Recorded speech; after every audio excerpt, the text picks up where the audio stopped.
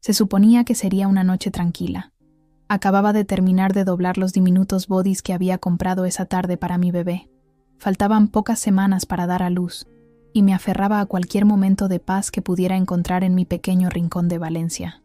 El apartamento no era grande, pero tenía vistas al Turia, y mi marido, Miguel, había prometido que pronto buscaríamos algo más amplio para los tres.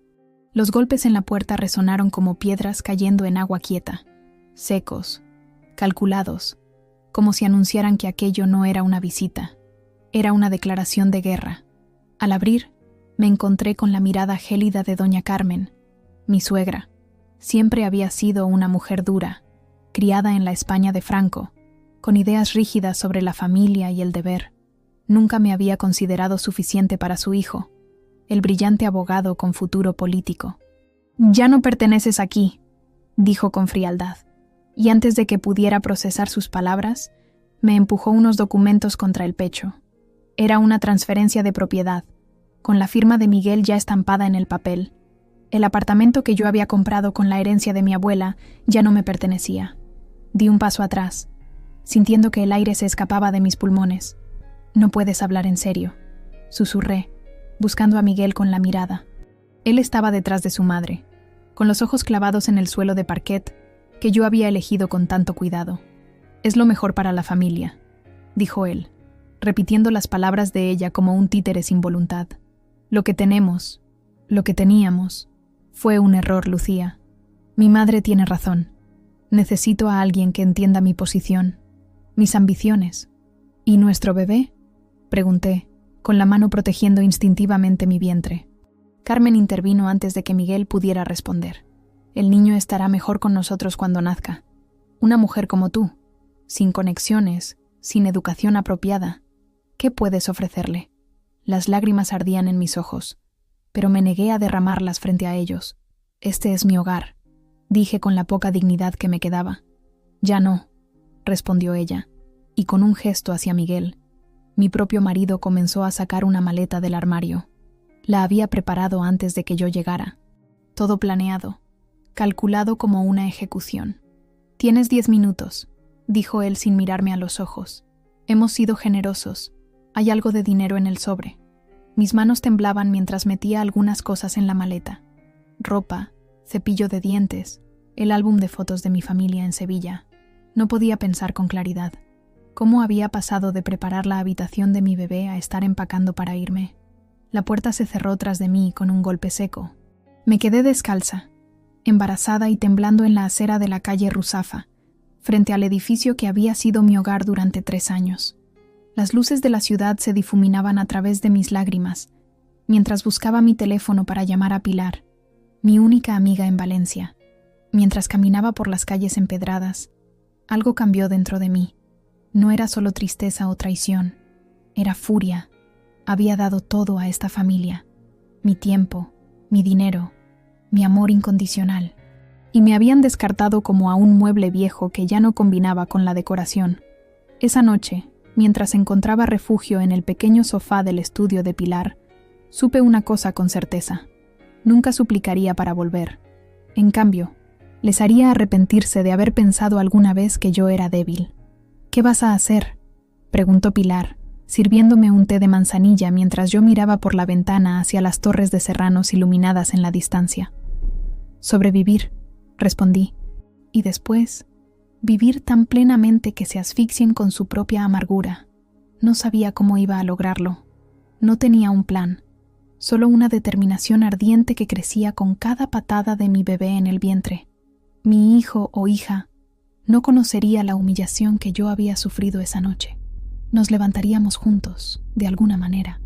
El dinero que Miguel había dejado en el sobre apenas alcanzaría para un mes. Después de eso, estaría por mi cuenta, con un recién nacido en brazos y sin trabajo. Pero mientras acariciaba mi vientre esa noche, hice un juramento silencioso. Volveremos, y cuando lo hagamos, no nos reconocerán. Los días que siguieron fueron como caminar sobre cristales rotos. Me desperté cada mañana en el sofá de Pilar, durante un segundo olvidando lo que había pasado, hasta que la realidad me golpeaba como una ola fría.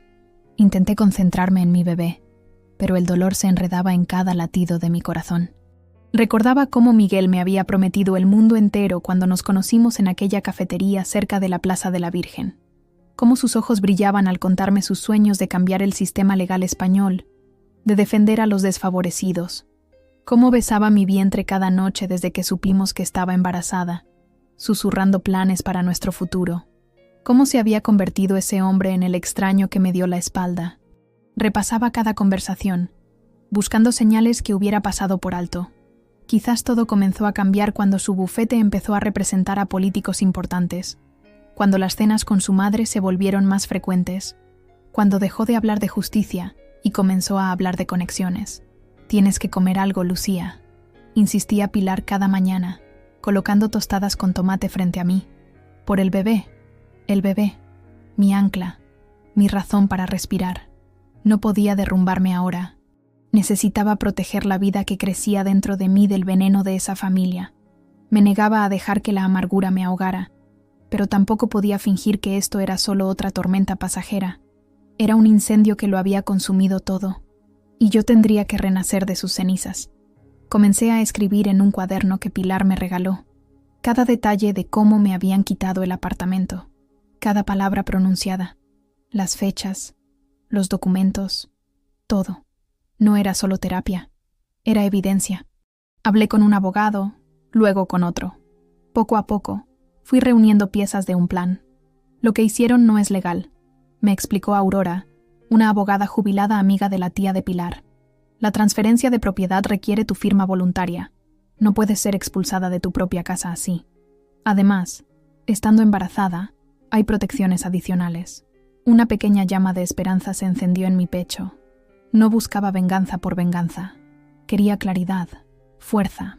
Quería construir algo que nadie pudiera quitarme de nuevo. Y cuando llegara el momento, quería que vieran a la mujer que intentaron destruir, de pie, más fuerte que nunca. La primera ecografía sin Miguel fue un momento agridulce.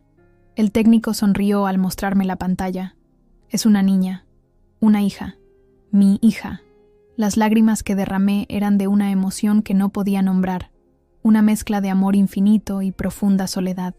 Se llamará Esperanza, le dije a Pilar esa noche mientras preparábamos una cena sencilla en su pequeña cocina, porque eso es lo que me ha dado cuando no tenía nada más.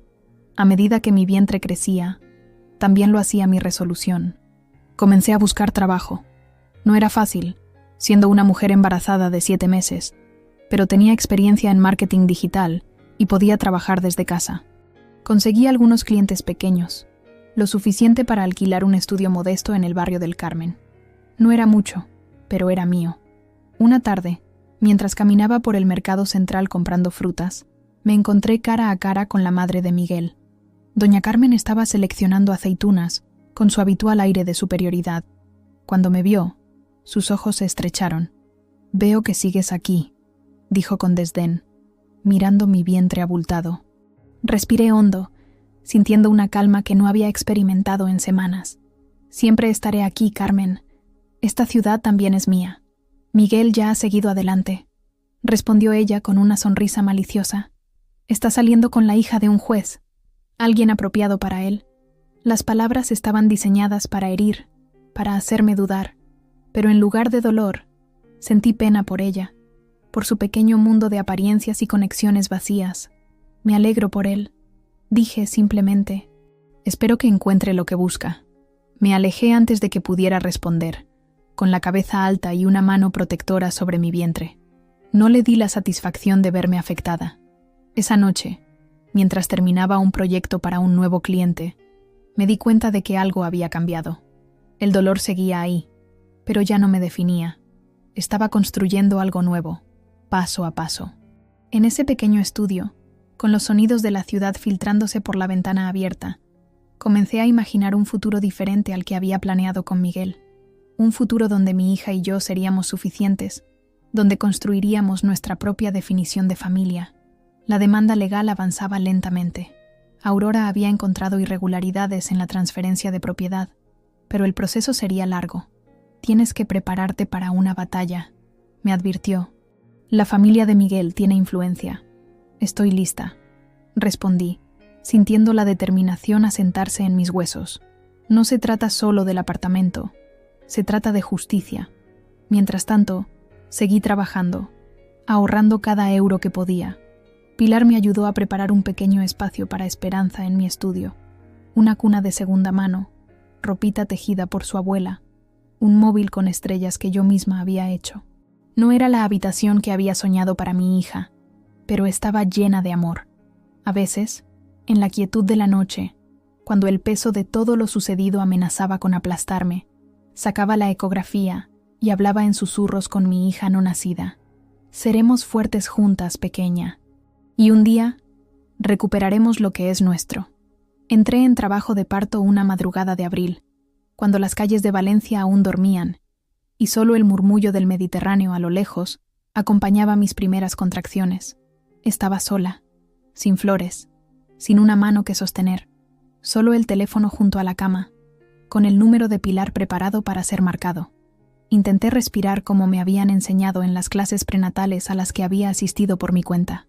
1, 2, 3. El dolor iba y venía como la marea, cada vez más intenso. Cuando por fin desperté a Pilar con una llamada temblorosa, ella llegó en menos de 20 minutos, con el pelo revuelto y determinación en los ojos. «Vamos a conocer a Esperanza», dijo simplemente, ayudándome a reunir la pequeña maleta que tenía preparada desde hacía semanas. El taxi nos dejó en la entrada de maternidad del Hospital La Fe. El edificio moderno y enorme me pareció repentinamente intimidante. ¿Cómo iba a traer una vida a este mundo yo sola? Mientras me registraban, la enfermera preguntó por el padre. «No vendrá», respondí, sorprendida por la firmeza de mi propia voz. En la sala de dilatación, rodeada por el rítmico pitido de los monitores y el olor aséptico, encontré una extraña paz. Mientras las contracciones se intensificaban, susurraba a mi hija aún no nacida: «Vamos a estar bien. Tú y yo». Y cuando finalmente escuché su primer llanto, sonó como un grito de batalla, pequeño pero feroz. Mi hija era perfecta, un símbolo de todo lo que intentaron quitarme y no pudieron. «Esperanza», dije a la matrona cuando me preguntó el nombre. «Se llama Esperanza García Vega». La coloqué sobre mi pecho, su pequeño cuerpo aún cubierto por los restos del nacimiento, su cabecita con mechones de pelo negro pegados a la piel. Miré sus ojos, apenas abiertos, y le prometí que nunca dejaría que nadie la hiciera sentir prescindible. Merecía algo mejor que lo que yo había soportado, y yo sería quien se lo daría, aunque significara empezar desde cero, aunque significara tragarme mi orgullo cada día hasta poder mantenerme firme nuevamente. Pilar tomó algunas fotos con mi teléfono. «Es preciosa, Lucía», dijo con lágrimas en los ojos, «tan fuerte como su madre». Durante las siguientes horas, enfermeras y médicos entraron y salieron de la habitación. Todos eran amables, pero podía sentir sus miradas de compasión. Una madre soltera, sin familia que la visitara, solo una amiga. No sabían que detrás de esa imagen de fragilidad había una determinación férrea que crecía con cada minuto. Esperé, en un rincón de mi corazón, que Miguel apareciera, que la noticia del nacimiento de su hija despertara algo en él, que rompiera el hechizo que su madre parecía haber tejido a su alrededor. Dejé que Pilar publicara una foto simple en Instagram, mi mano sosteniendo la diminuta mano de Esperanza, con la fecha y hora de su nacimiento. Sabía que él la vería. No llamó, no preguntó. Para él, para su familia, yo había desaparecido, pero nunca había estado más presente en mi propia vida. Mientras ellos vivían en mi apartamento, celebrando su victoria, yo estaba construyendo el futuro del que nunca formarían parte. Y lo mejor de todo era que no tenían idea de lo que vendría. Las noches en el hospital fueron duras. Esperanza lloraba. Yo estaba exhausta, y la realidad de mi nueva vida se asentaba como un peso sobre mis hombros. Pero en cada momento difícil, miraba a mi hija y veía un propósito. Ya no se trataba solo de justicia o de recuperar lo que era mío. Se trataba de construir algo mejor. Cuando nos dieron el alta, Pilar nos llevó a mi pequeño estudio. Había llenado la nevera, limpiado el apartamento y colocado un jarrón con girasoles junto a la cuna. «Mi tía vendrá mañana para ayudarte», me dijo, «y yo vendré cada tarde después del trabajo». Las primeras semanas fueron una nebulosa de pañales, tomas nocturnas y un cansancio que se asentaba en los huesos. Pero también hubo momentos de una alegría tan pura que me dejaba sin aliento. La primera vez que Esperanza agarró mi dedo con toda su mano, la forma en que su rostro se relajaba completamente al dormir sobre mi pecho, sus pequeños bostezos que parecían contener todo el misterio del universo. Aurora, la abogada, vino a conocer a Esperanza y a traer noticias sobre el caso. «Estamos avanzando», me dijo mientras sostenía a mi hija con la experticia de quien ha tenido muchos nietos. «Tenemos pruebas de que la transferencia fue hecha bajo coacción. Y hay algo más. Parece que no leyeron correctamente el fideicomiso. Tu nombre sigue en la escritura, como parte de un fideicomiso que no pueden modificar unilateralmente». Una chispa de esperanza se encendió en mi pecho. «¿Qué significa eso exactamente?» «Significa, querida, que te echaron de una casa que legalmente sigue siendo tuya». La sonrisa de Aurora era la de alguien que ha visto suficiente injusticia en su vida para saborear cada victoria, por pequeña que sea. «Llevará tiempo, pero vamos a recuperarla». Con Esperanza cumpliendo un mes, comencé a reorganizar mi vida. Trabajaba mientras ella dormía, a veces hasta altas horas de la madrugada. Mis clientes de marketing digital se multiplicaban gracias a recomendaciones. Descubrí que tenía un talento especial para las campañas en redes sociales, para contar historias que resonaban con la gente. Un día, mientras paseaba con Esperanza por el jardín del Turia, me crucé con un antiguo compañero de universidad que ahora dirigía una agencia de marketing. «Lucía, ¿cuánto tiempo?», exclamó Javier, deteniéndose para admirar a mi hija. «¿Y esta princesa?» «Mi hija Esperanza», respondí con orgullo. «Tiene 2 meses». Intercambiamos noticias. Le conté sobre mi trabajo freelance y antes de despedirnos me hizo una oferta. «Estamos buscando a alguien para dirigir nuestras campañas digitales. Es un puesto flexible. Podrías trabajar desde casa la mayor parte del tiempo. Piénsalo». Esa noche, mientras Esperanza dormía en su cuna, lo pensé. No sería fácil, pero con ayuda de la tía de Pilar y organizándome bien, podría funcionar. Y el salario era considerablemente mejor que lo que ganaba como freelance. Una semana después, acepté el trabajo. Mi primera campaña fue para una marca de ropa sostenible dirigida por mujeres. El concepto que desarrollé se basaba en la resiliencia, en cómo lo que parece frágil puede ser increíblemente fuerte. Como un hilo de seda, delicado a simple vista, pero capaz de soportar tensiones enormes sin romperse. La campaña fue un éxito. Pronto me asignaron proyectos más grandes, clientes más importantes. Cada euro que ganaba era un paso más lejos de la humillación que me habían infligido, un ladrillo más en la nueva vida que estaba construyendo para Esperanza y para mí. Mientras tanto, el caso legal seguía su curso. Aurora me mantenía informada, pero me advertía que los tribunales eran lentos y la familia de Miguel tenía contactos. No importaba. Ya no estaba desesperada por recuperar el apartamento. Ahora tenía una misión más grande: demostrarles que nunca debieron subestimarme. Con Esperanza en brazos, volví al trabajo completamente cuando ella cumplió 2 meses. ¿Cansada? Absolutamente, pero impulsada por un fuego que nunca había ardido con tanta intensidad. Javier, mi jefe en la agencia, me dio la flexibilidad que necesitaba. Trabajaba desde casa 3 días a la semana y llevaba a Esperanza conmigo los otros 2. Habíamos acondicionado un pequeño rincón en la oficina con una cuna portátil y lo básico para ella. «Eres la mejor estratega que tenemos», me dijo Javier un viernes mientras revisábamos los resultados de la campaña para una bodega de Rioja. «Los clientes preguntan específicamente por ti». Sonreí, sintiendo una mezcla de orgullo y determinación. Ya no lloraba hasta quedarme dormida. Sonreía, reía e incluso comenzaba a perdonar, no por ellos, sino por mí. Cada euro que ganaba era un paso más lejos de la humillación que me habían forzado a vivir. Pero no olvidé. No podía olvidar. Aurora, mi abogada, seguía el rastro legal del apartamento. Resultó que mi nombre seguía en la escritura, como parte de un fideicomiso que nunca se molestaron en leer correctamente. Me habían echado de un hogar que legalmente seguía siendo mío. Aurora sonrió cuando lo confirmó. «¿Quieres recuperar el apartamento?», preguntó. Miré a Esperanza, que jugaba con sus pies en la pequeña manta que había extendido en el suelo del despacho de Aurora, y luego volví a mirar a la abogada. «Quiero el momento», respondí. 6 meses después de que Esperanza naciera, la agencia me ofreció un ascenso. Directora creativa. El salario era más del doble, y tendría mi propio equipo. La primera noche después de firmar el contrato, mientras Esperanza dormía pacíficamente en nuestra nueva casa, un pequeño pero luminoso piso en Ruzafa que había conseguido alquilar, tuve una idea. Quiero crear algo propio, le dije a Pilar durante nuestro café de los sábados. Una agencia diferente. Una que contrate a madres solteras, a mujeres que han sido dejadas de lado pero que tienen tanto que ofrecer. Pilar me miró con los ojos brillantes. ¿Sabes quién podría estar interesado en invertir? Fernando Montero. Fernando había sido cliente nuestro en la agencia, dueño de una cadena de hoteles boutique que estaba expandiéndose por toda España. Había quedado impresionado con mi trabajo en su última campaña.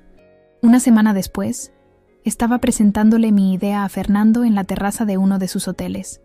Al principio dudó, inseguro de si una madre con una bebé pequeña podría manejar la presión. Lo miré a los ojos y dije, he pasado por cosas peores. No estoy pidiendo caridad, estoy ofreciendo resultados. 2 semanas después, tenía financiación. Renacimiento digital. Decidí llamar a la empresa, porque eso era lo que representaba para mí. Un nuevo comienzo, una resurrección profesional. Alquilé un pequeño espacio en un edificio modernista cerca del centro, lo suficientemente grande para un equipo inicial de 5 personas. Mi primera contratación fue Teresa, una brillante diseñadora gráfica que había sido despedida cuando quedó embarazada. La segunda fue Carmina, una especialista en redes sociales que era madre soltera de gemelos. Juntas, construimos algo extraordinario. Nuestro primer cliente importante fue una marca de cosmética natural que quería renovar su imagen. La campaña que diseñamos superó todas las expectativas. Pronto llegaron más clientes, recomendados por el boca a boca. Lo que hacía especial a Renacimiento era nuestro enfoque.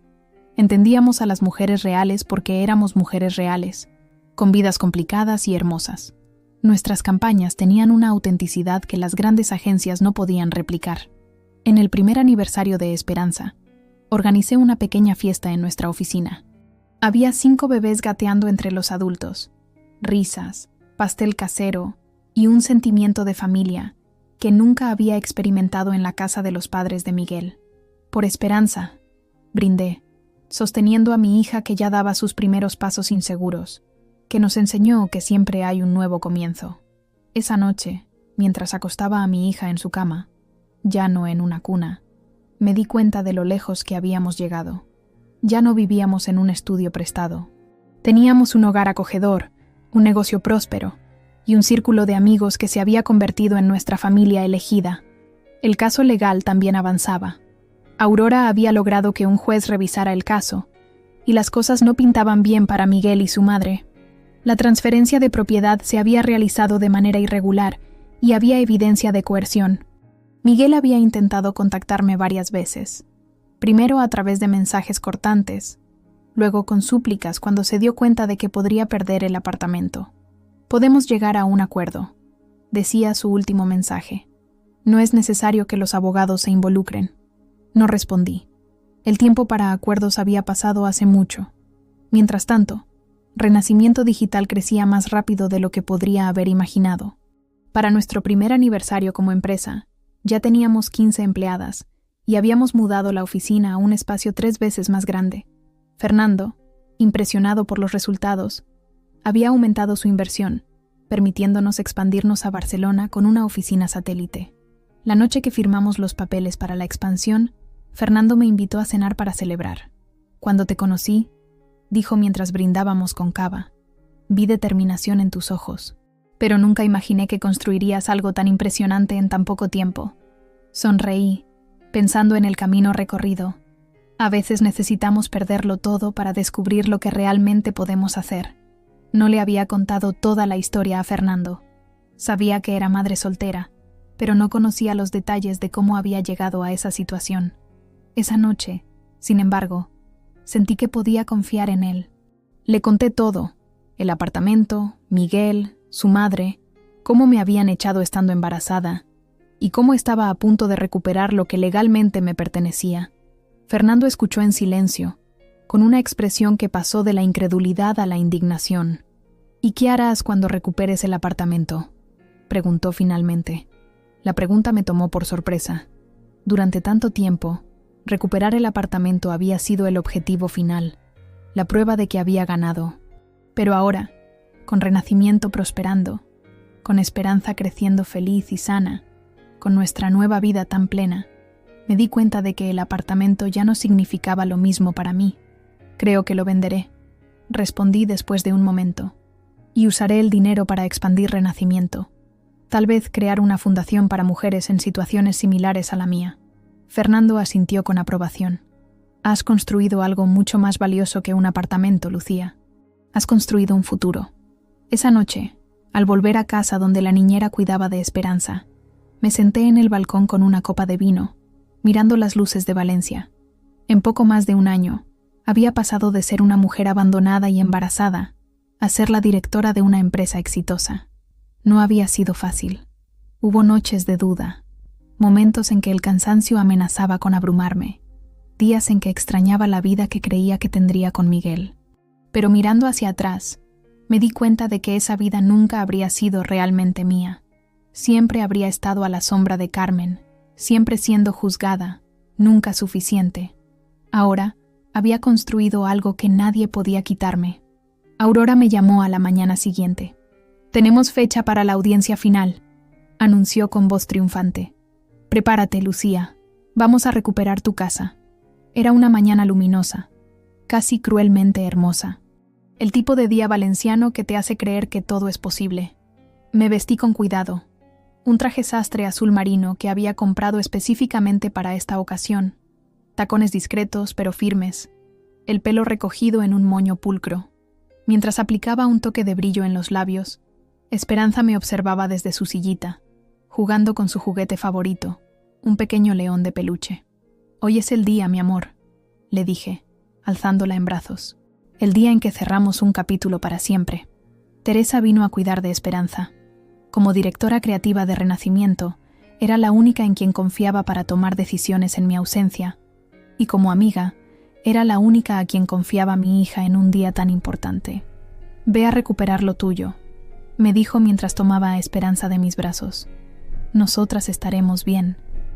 Aurora me esperaba frente al juzgado, con una carpeta llena de documentos y una sonrisa de anticipación. La audiencia fue breve.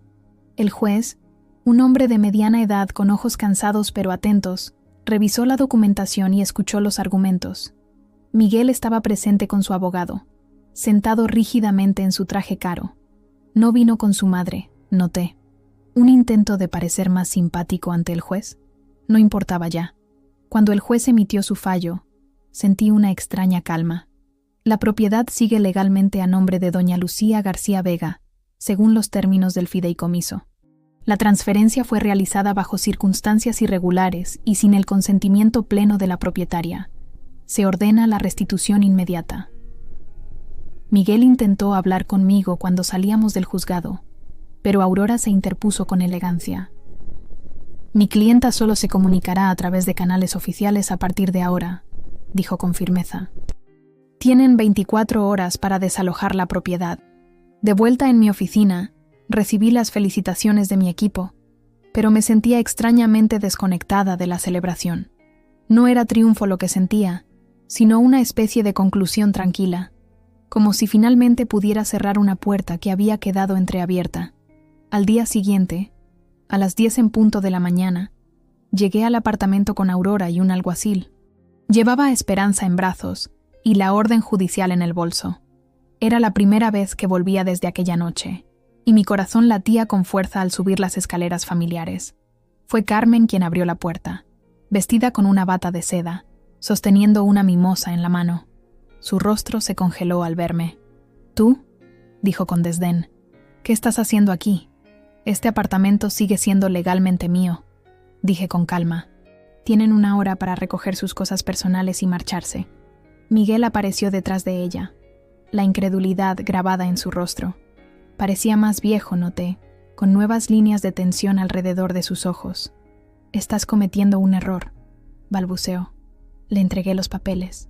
«No, tú lo cometiste, cuando la elegiste a ella sobre mí, cuando dejaste que echara a tu esposa embarazada a la calle. No se movieron, así que lo hice yo». Pasé junto a ellos, entrando en el apartamento que había construido. cada paso resonando como justicia en los pasillos. El alguacil me siguió, explicando las consecuencias legales si no cumplían con la orden de desalojo. El apartamento había cambiado. Los muebles que yo había elegido con tanto cuidado habían sido reemplazados por piezas ostentosas que gritaban el gusto de Carmen. Las paredes que yo había pintado de un suave color melocotón ahora eran de un blanco estéril. Pero debajo de todos esos cambios, seguía siendo el mismo espacio que una vez había llamado hogar. Me detuve en lo que hubiera sido la habitación del bebé. Ahora era un estudio, con un escritorio de caoba y estanterías llenas de libros de derecho. No había rastro de que alguna vez hubiera sido pensada para acoger una nueva vida. Carmen me siguió, su voz ahora menos segura. No puedes simplemente venir y echarnos. Miguel ha invertido mucho en este lugar. Me volví hacia ella, sintiendo una calma que nunca había experimentado en su presencia. Es exactamente lo que ustedes me hicieron a mí. La diferencia es que yo tengo la ley de mi lado. Miguel entró en la habitación, su rostro una máscara de conflicto. Por primera vez, parecía ver realmente a Esperanza, que observaba todo con curiosidad desde mis brazos. Su hija, la niña que nunca había preguntado por, que nunca había intentado conocer. «Podemos llegar a un acuerdo», dijo, su voz suplicante. «Puedo comprarte el apartamento, por encima de su valor de mercado». «No está en venta», respondí. «No para ti». «¿Qué vas a hacer con él?», preguntó, confundido. «Tienes tu nueva vida, tu empresa. He oído hablar de renacimiento digital. Estás teniendo éxito». Sonreí levemente. «Lo que haga con mi propiedad ya no es asunto tuyo». Carmen comenzó a recoger algunas cosas, su fachada de dignidad desmoronándose. «Esto es ridículo. ¿Te das cuenta de quién es mi marido? ¿De los contactos que tenemos? Por supuesto que lo sé, Carmen. He vivido con las consecuencias de esos contactos durante casi 2 años, pero resulta que ni siquiera el juez Martínez puede ignorar la ley cuando hay evidencia clara de irregularidades». Sus ojos se agrandaron al escuchar el nombre del juez. Era el padre de la mujer con la que Miguel había estado saliendo después de nuestra separación, según me había contado Aurora. Aparentemente, esa relación también había terminado, y no en buenos términos. «Tienen 50 minutos», recordé, mirando mi reloj. Me moví por el apartamento, observando lo que habían hecho con él. En la cocina, donde una vez había preparado cenas para Miguel, imaginando nuestro futuro juntos. Ahora había electrodomésticos caros que apenas parecían usados. El balcón donde solíamos desayunar los domingos ahora tenía muebles de diseño italiano que parecían incómodos e impersonales. Miguel me siguió como una sombra, intentando diferentes tácticas. Primero la culpa. «¿Cómo puedes hacernos esto?».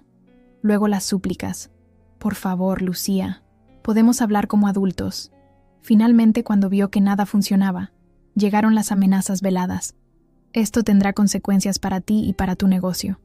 Lo miré directamente a los ojos, sin parpadear. «¿Estás amenazándome, Miguel?».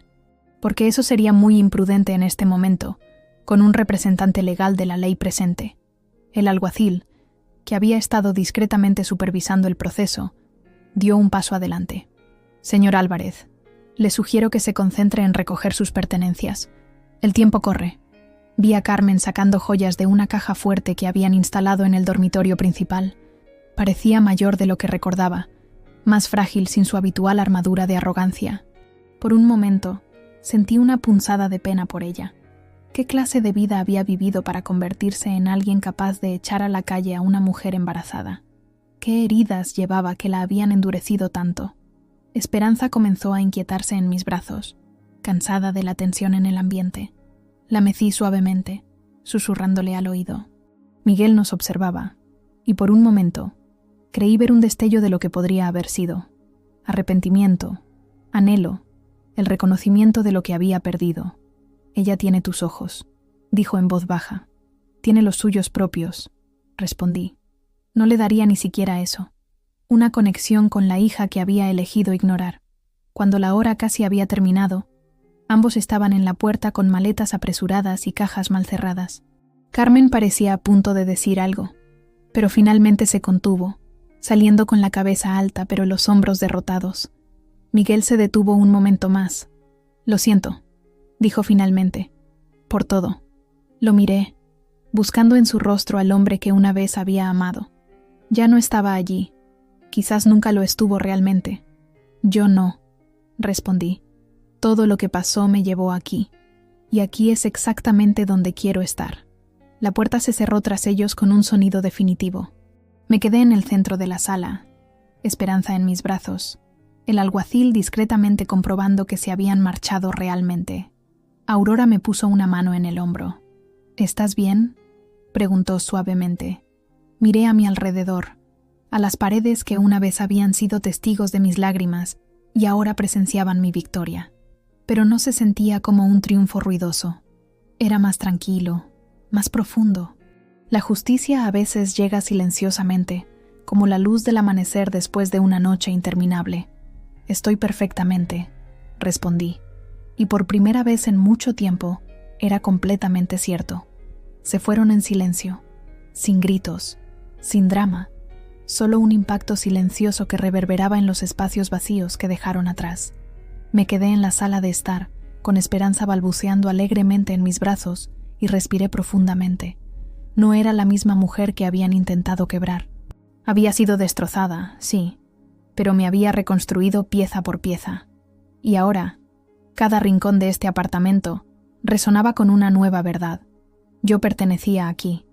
Ellos nunca lo hicieron. ¿Qué piensas hacer con el lugar?, preguntó Aurora, mientras guardaba los documentos legales en su maletín. Miré a mi alrededor, viendo más allá de los cambios superficiales que Carmen había impuesto. Debajo de todo eso estaban las paredes que yo había elegido, los suelos que había seleccionado cuidadosamente, los espacios que había imaginado llenos de risas y amor familiar.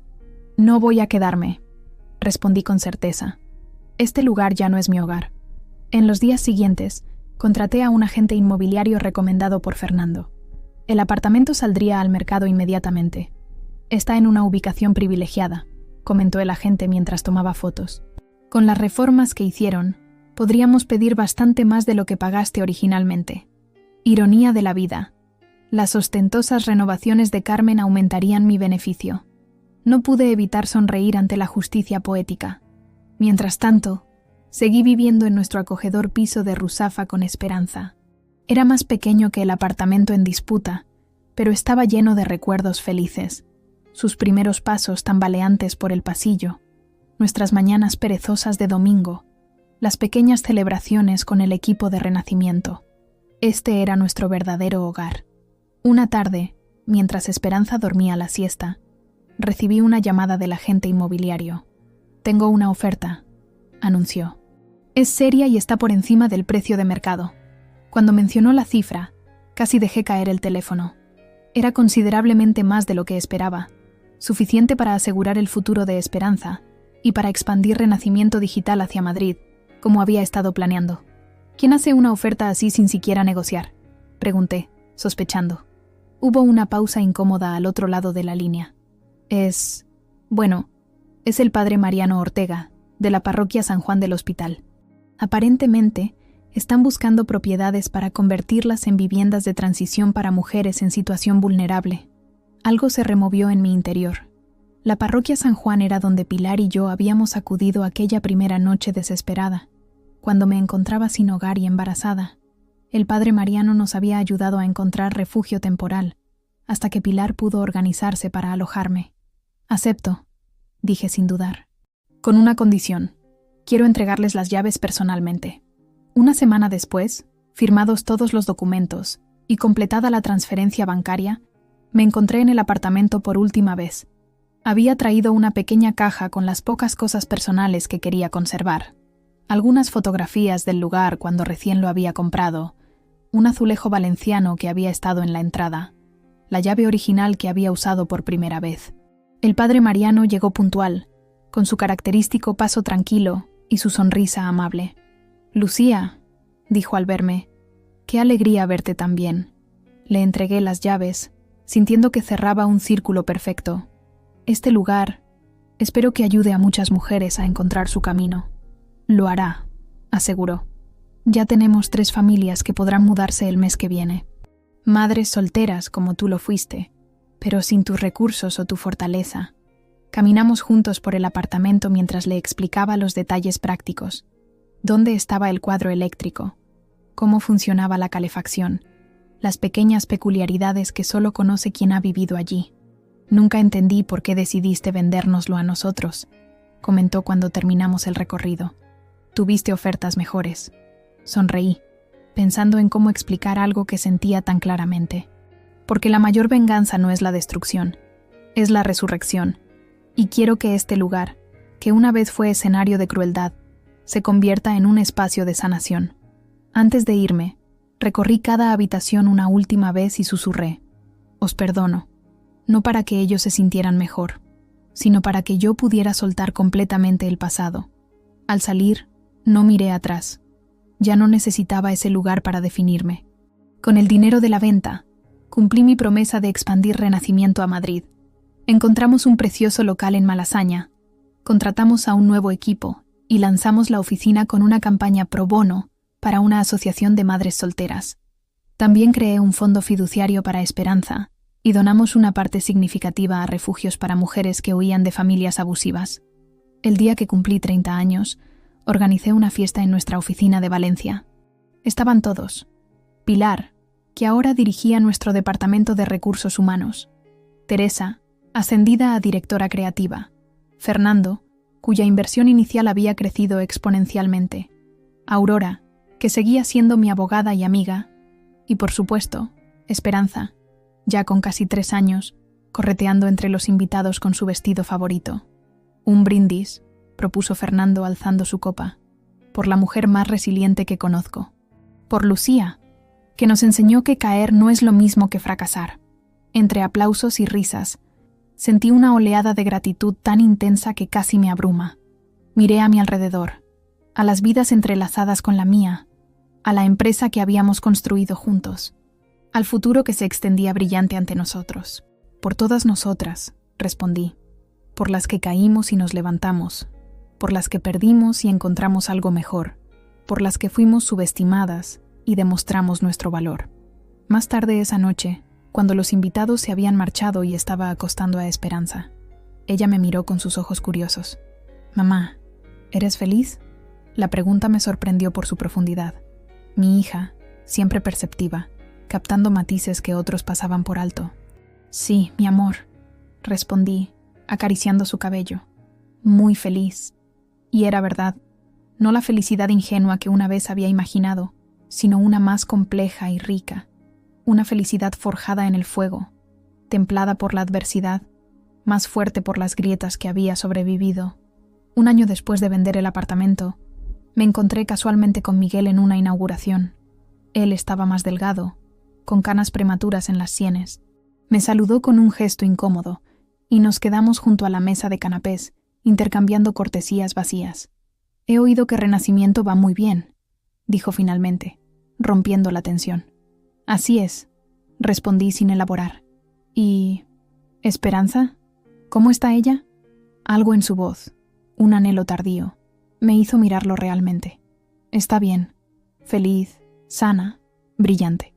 Asintió, mirando su copa de vino como si contuviera respuestas. «Me equivoqué, Lucía, monumentalmente. No era una disculpa», noté. Era una constatación de un hecho. «Lo sé», respondí simplemente. A veces pienso en cómo sería si hubiera elegido diferente. Tomé un sorbo de mi champán, permitiéndome un momento para considerar su comentario. «Yo no», dije finalmente. «Ya no pierdo tiempo imaginando caminos que no tomé. Estoy exactamente donde debo estar». Me despedí con un gesto educado y me alejé para unirme a Fernando, que me esperaba al otro lado de la sala. No sentí remordimiento, ni ira, ni siquiera satisfacción por ver a Miguel aparentemente arrepentido. Solo una tranquila certeza de que nuestros caminos se habían separado por una razón. Mi nombre todavía aparecía en aquella escritura en algún archivo. Pero más importante, estaba escrito en el legado que ahora vivía, en mi empresa, que daba oportunidades a mujeres que otros descartaban, en los refugios que habíamos ayudado a financiar, en los ojos brillantes de Esperanza, que crecía sin conocer límites para sus sueños, y nadie, ni siquiera una suegra cruel o un marido cobarde, podría jamás borrar eso. Una tarde, mientras Esperanza y yo plantábamos flores en nuestro pequeño balcón, Me preguntó por su padre. Tenía 5 años y comenzaba a notar las diferencias entre nuestra familia y las de sus compañeros de colegio. Le conté una versión suavizada de la verdad, que su padre y yo habíamos tomado caminos diferentes antes de que ella naciera, que a veces las personas no pueden estar juntas, aunque se hayan querido. ¿Pero tú me quisiste siempre?, preguntó, con tierra en las mejillas y una seriedad conmovedora en sus ojos. Desde el primer momento, respondí, abrazándola. Y eso nunca cambiará. Mientras el sol valenciano se ponía sobre nuestro pequeño jardín urbano, pensé en el largo camino que había recorrido, desde aquella noche fría en que me quedé sin hogar hasta este atardecer dorado en nuestro balcón florido. Las cicatrices seguían ahí, pero ya no dolían. Se habían convertido en marcas de una batalla ganada, en recordatorios de mi propia fortaleza. Había aprendido que el hogar no es un lugar, sino un sentimiento. Que la familia no siempre es la que te toca por nacimiento, sino la que construyes con amor y lealtad. Que la justicia a veces tarda, pero cuando llega, trae consigo una paz que ninguna venganza podría proporcionar. Y sobre todo, había aprendido que algunas tormentas vienen no para destruirnos, sino para limpiar nuestro camino.